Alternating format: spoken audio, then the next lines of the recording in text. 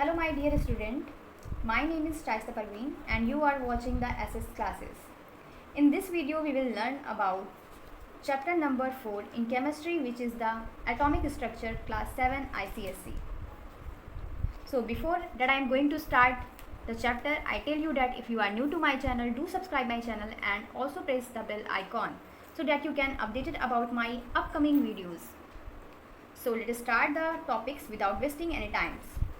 So we will first discuss about the atom. So what is the atom?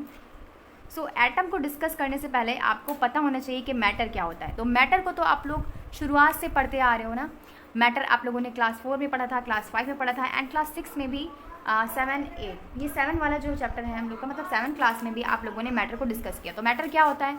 हर वो चीज़ matter होती है जो जगह घेरती है, स्पेस ऑक्यूपाई करती है, जिसका अपना कोई क्या होता है कि मास होता है एंड हम जिसको अपने सेंसेस से महसूस कर सकते हैं. एक चीज़ नई इसमें इंक्लूड हो गई है. तो यहाँ पर आपको जितनी भी चीज़ें रखी हुई दिखाई दे रही हैं, ठीक है, चाहे वो ये पेन हो, चाहे वो ये बुक हो, चाहे वो ये टेबल हो, वो सारी क्या है? मैटर से मिलके बनी हैं. ठीक है, हम भी क्या है? मैटर से मिलके बने हुए हैं. तो दुनिया में जितनी भी चीज़ें हैं वो सारी मैटर से मिलके बनी होती हैं. ठीक है, तो मैटर जो है बेसिक कंपोनेंट होता है किसी भी एलिमेंट का, किसी भी सब्सटेंस का. सो इसमें आते हैं एटम. क्या आते हैं? एटम. चलिए हम अपने टॉपिक पे आते हैं, एटम. तो देखिए इंट्रोडक्शन में बताया गया आपको, जैसे कि जब कोई बिल्डिंग बनती है, ठीक है, तो छोटे ईंटों को जोड़ जोड़ करके उसे बनाया जाता है. सिर्फ एक ईंटे से तो बिल्डिंग खड़ी नहीं हो जाती. ठीक है, बहुत सारे ब्रिक्स की ज़रूरत पड़ती है. सिमिलरली वैसे ही एलिमेंट जो होते हैं वो बने होते हैं एटम से. जैसे कोई बिल्डिंग बनी होती है ब्रिक से, वैसे ही सिमिलरली एलिमेंट्स जो होते हैं वो बने होते हैं एटम से.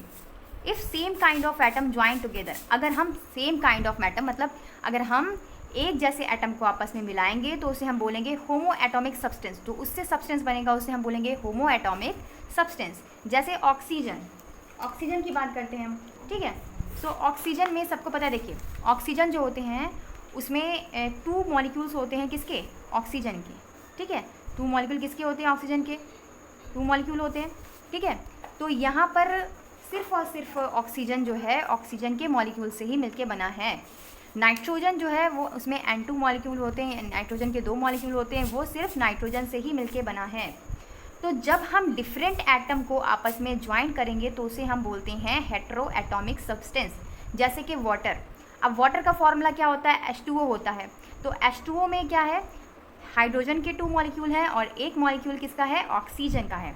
कार्बन डाइऑक्साइड की बात करें तो कार्बन डाइऑक्साइड का फॉर्मूला होता है CO2, जिसमें एक मॉलिक्यूल कार्बन का होता है एंड 2 मॉलिक्यूल ऑक्सीजन के होते हैं. ठीक है, अभी मैं इसमें डीपली नहीं जा रही हूँ, बस आपको सिंपली बता रही हूँ. सो होमो एटॉमिक सब्सटेंस जो होते हैं वो एलिमेंट होते हैं एंड हेटेरोएटॉमिक सब्सटेंस जो होते हैं उन्हें हम कंपाउंड्स बोलते हैं. अभी हमने सिर्फ इसका इंट्रोडक्शन पढ़ा है, हम जनरली इसको डिटेल में पढ़ेंगे, बहुत अच्छे से कवर करेंगे चैप्टर को. ठीक है, तो चलिए सबसे पहले हम लोग का टॉपिक आता है एटम. तो व्हाट इज़ अ एटम?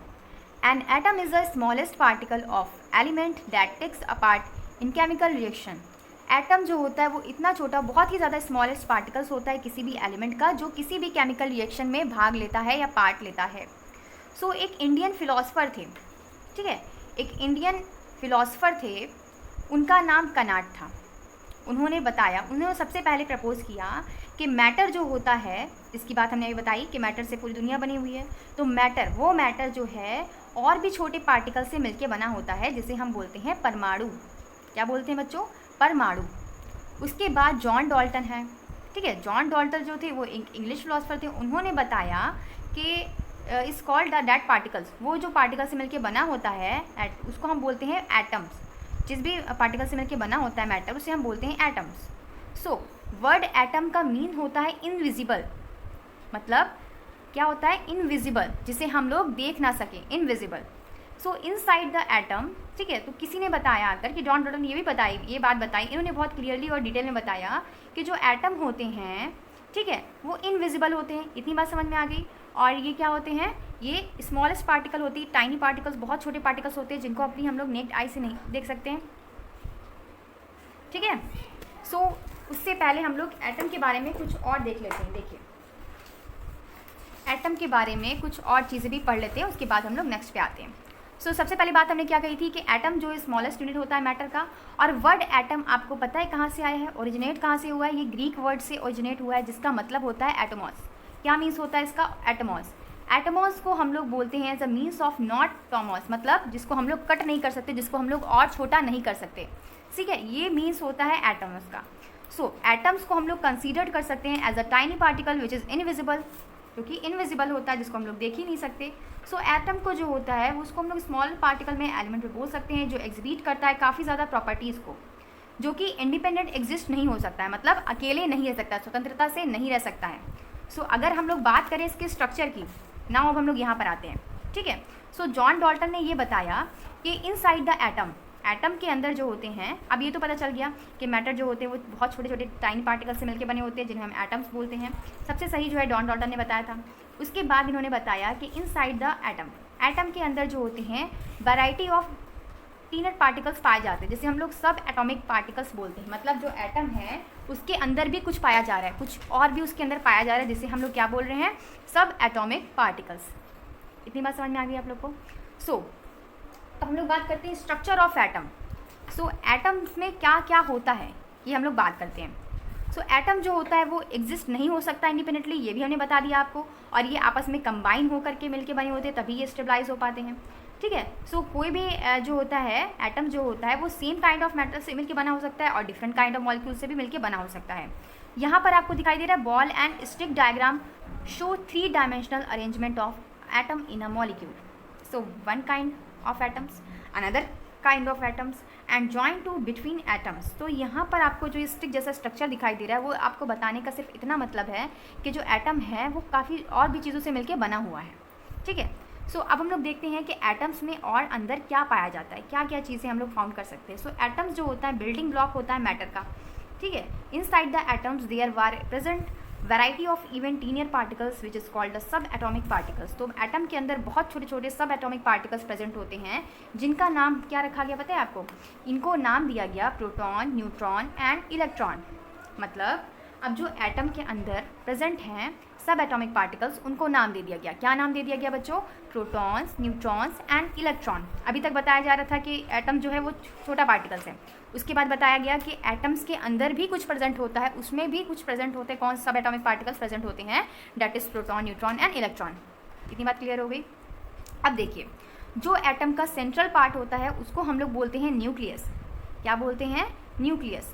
यानी कि जो हम लोग के एटम में सेंटर पार्ट होगा उसे हम न्यूक्लियस बोलेंगे, और ये कंटेंट होगा सब एटॉमिक पार्टिकल से, जिन्हें हमने बोला गया है प्रोटॉन एंड न्यूट्रॉन।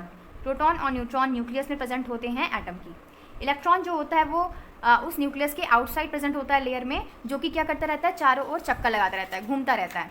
सो अभी मैं आपको इस डायग्राम में बताती हूँ। और देखिए तो न्यूक्लियस जो होता है वो डिफिनिट ऑर्बिट होता है, जिसे हम एनर्जी शेल भी बोलते हैं, ऑर्बिट भी बोल सकते हैं, ठीक है, बहुत सारे नाम से उसे हम क्लियर कर सकते हैं। तो यहाँ पर देखिए आपको स्ट्रक्चर देखिए, सबसे पहले मैंने क्या बताया कि जो सेंट्रल पार्ट होता है एटम का उसको क्या बोलते हैं, न्यूक्लियस बोलते हैं। अभी मैं डायग्राम में आपको बताती हूँ। स्मॉलेस्ट, ये सबसे स्मॉल होता है नेचर में, और ये नेचर में क्या सा होता है, डेंस, घना होता है। पॉजिटिव चार्ज होता है जो एटम का, ठीक है, उसे मास ऑफ कंसनट्रेटेड बोलते हैं न्यूक्लियस में। सो देखिए यहाँ पर मैं आपको बनाकर दिखाती हूँ। ये वाला जो पार्ट है हम लोग का एटम का, ये एटम हम लोग का, ये जो इसके सेंटर में पार्ट होगा वो हम लोग का है न्यूक्लियस। इसे हम लोग क्या बोलेंगे, न्यूक्लियस बोलेंगे, ठीक है। अब इसके बाहर जो शेल पाए जाएंगे ये वाले ऐसे इस टाइप के, इसके बाहर जो भी होंगे वो एनर्जी शेल होंगे, ऑर्बिट होंगे। इलेक्ट्रॉन जो है वो हमेशा क्या होगा, आउटसाइड प्रेजेंट होगा, कभी भी इनर साइड नहीं प्रेजेंट होगा। आउटसाइड वो क्या करेगा, रिवॉल्व करता रहेगा, घूमता रहेगा, है ना। आउटसाइड क्या प्रेजेंट है, इसके इलेक्ट्रॉन प्रेजेंट है। क्या प्रेजेंट है, इलेक्ट्रॉन प्रेजेंट है। यहाँ पर देखिए आप लोग का जो ये वाला पार्ट है, ये सेंट्रल वाला जो पार्ट है, सेंटर में क्या प्रेजेंट होता है, प्रोटॉन भी प्रेजेंट होता है एंड न्यूट्रॉन भी प्रेजेंट होता है। पी से होता है प्रोटॉन एंड एन से होता है न्यूट्रॉन, ठीक है। अभी आपको एक और बात पता चलेगी, जो इलेक्ट्रॉन होता है उस पर होता है माइनस चार्ज, उस पर होता है नेगेटिव चार्ज। इलेक्ट्रॉन जो होता है उस पर क्या होता है, नेगेटिव चार्ज होता है, ठीक है। और जो प्रोटॉन होते हैं उस पर पॉजिटिव चार्ज होता है, means positive charge. Proton means positive charge जिस पे हो।